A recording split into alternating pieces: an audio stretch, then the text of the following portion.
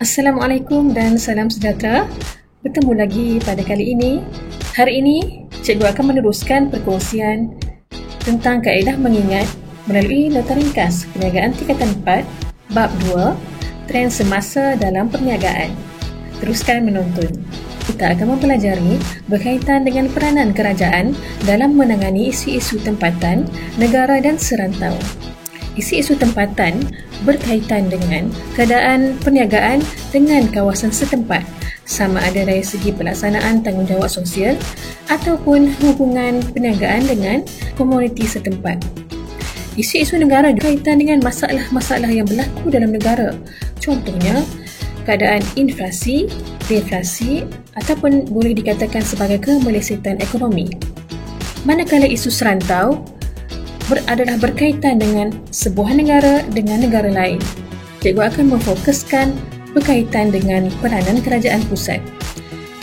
Bidang kuasa kerajaan pusat merangkumi 3 aspek.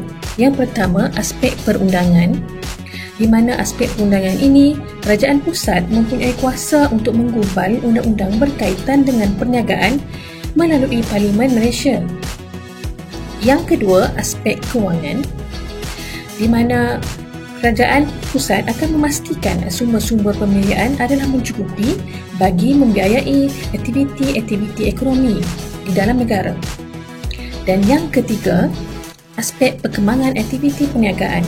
Kerajaan pusat akan melaksanakan dasar-dasar yang bersesuaian, sama ada dasar fiskal atau dasar kewangan, bagi memastikan keadaan ekonomi negara pulih seperti sedia kala sewaktu berlaku kemelesetan.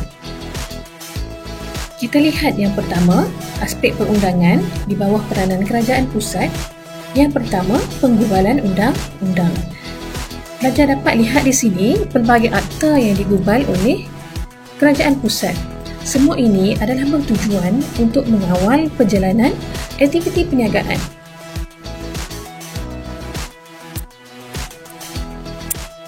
Di mana sebarang masalah ataupun isu yang berlaku akan ditangani oleh pihak kerajaan berdasarkan undang-undang yang berkaitan ataupun agensi-agensi kerajaan yang berkaitan akan mengambil peranan. Dan setiap perniagaan juga perlu dipastikan didaftarkan di bawah akta yang bersesuaian dengan jenis perniagaan tersebut. Di bawah aspek perundangan juga, iaitu yang kedua, perlindungan pengguna. Undang-undang yang digubal di bawah aspek ini adalah bertujuan untuk melindungi pengguna daripada ditindas oleh peniaga-peniaga yang tidak bertanggungjawab. Terdapat 4 matlamat Undang-Undang Perlindungan Pengguna. Yang pertama dapat dilihat di sini, untuk keselamatan pengguna. Hal ini adalah berkaitan dengan keselamatan pengguna berkenaan dengan pengambilan makanan, ubat-ubatan ataupun amalan perniagaan yang mengancam keselamatan pengguna. Yang kedua, kesihatan pengguna. Hal ini adalah untuk melindungi pengguna daripada tindakan perniagaan yang mengancam kesihatan pengguna. Yang ketiga, hak pengguna dalam menuntut ganti rugi sekiranya barang yang dipesan oleh pengguna daripada pengeluar tidak sampai ke tangan pengguna sebagaimana yang telah dijanjikan oleh peniaga. Dan yang keempat, hak pengguna dalam mendapatkan alam sekitar yang bersih. Hal ini adalah untuk melindungi hak pengguna dalam mendapatkan alam sekitar yang bersih berikutan aktiviti perniagaan yang tidak sihat yang mencemarkan alam sekitar, sama ada pencemaran udara, air ataupun darat. Dan untuk 4 matlamat Undang-Undang Perlindungan Pengguna ini, pelajar boleh ingat 2S dan 2H, iaitu selamat, sihat, hak dan hak. Seterusnya kita lihat aspek perundangan yang ketiga, pelepasan cukai. Kerajaan berikan pelepasan cukai untuk menggalakkan rakyat Malaysia menceburi bidang perniagaan. Pelepasan cukai yang pertama, taraf perintis, diberikan kepada syarikat yang mengikuti promosi dianjurkan oleh kerajaan. G adalah untuk government.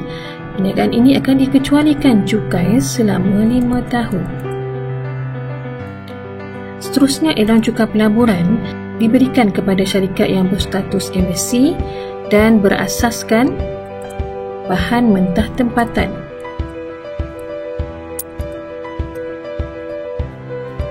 Dan syarikat ini diberikan elang cukai pelaburan untuk pelaburan modal yang dibuat. Seterusnya, potongan cukai diberikan kepada pengeksport yang menjual barangan tempatan dengan kadar potongan bergantung kepada jenis perbelanjaan yang terlibat.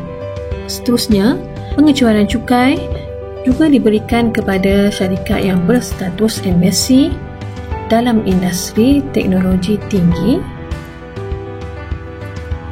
dan perbelanjaan yang mendapat pengecualian cukai adalah berkaitan dengan R&D, pasaran, ekspor, pameran dan pengiklanan di luar negara.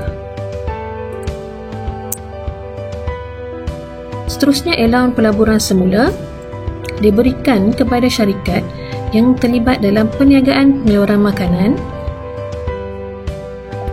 pembinaan jalan dan pembukaan tanah untuk pembelian aset modal. Pendapatan syarikat dilabur semula untuk pembelian aset.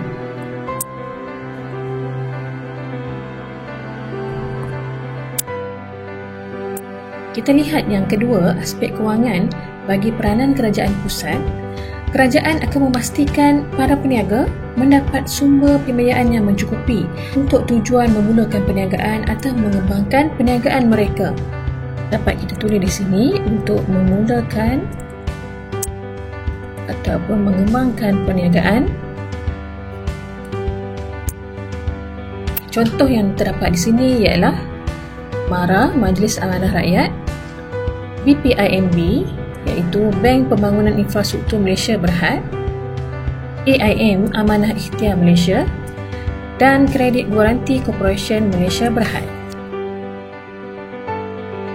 Aspek yang terakhir bagi peranan kerajaan pusat iaitu aspek perkembangan aktiviti perniagaan. Yang pertama, aktiviti promosi. Kerajaan akan menjalankan aktiviti-aktiviti untuk memastikan Malaysia dapat menembusi pasaran luar negara. Dan hal ini dilaksanakan oleh agensi kerajaan iaitu MATRADE yang akan mempromosikan aktiviti yang berkaitan dengan perdagangan di luar Malaysia bagi pihak Kementerian Perdagangan Antarabangsa dan Industri. Yang kedua, aktiviti latihan dan pembangunan. Kerajaan mempunyai pelbagai agensi kerajaan yang berperanan memberi latihan dan program pembangunan kepada pekerja-pekerja bagi meningkatkan produktiviti mereka. Sebagai contoh, MPC, Malaysian Productivity Corporation, yang menganjurkan latihan keusahawanan, latihan kewangan, pengurusan dan kawalan kualiti. Dan yang terakhir, aktiviti penyelidikan dan pembangunan untuk menjana kreativiti dan inovasi dalam perniagaan. Sebagai contoh, MARDI yang menjalankan R&D untuk mencari teknologi baru, SIRIN yang menjalankan R&D dari segi untuk meningkatkan mutu dan kualiti. Juga terdapat agensi yang lain iaitu MPOB, Malaysian Palm Oil Berhad, dan juga TNB Research mengkhusus di dalam penyelidikan dan pembangunan berkenaan dengan isu yang berkaitan dengan penggunaan tenaga elektrik. Sekian dulu perkongsian serba ringkas cikgu pada hari ini. Diharapkan sedikit sebanyak dapat membantu para pelajar dalam mengingat peranan kerajaan pusat. Cikgu harap pelajar-pelajar dapat terus mengikuti channel Cikgu Washita. Jangan lupa like, komen, share dan subscribe channel Cikgu Washita. Sekian, Assalamualaikum dan salam sejahtera.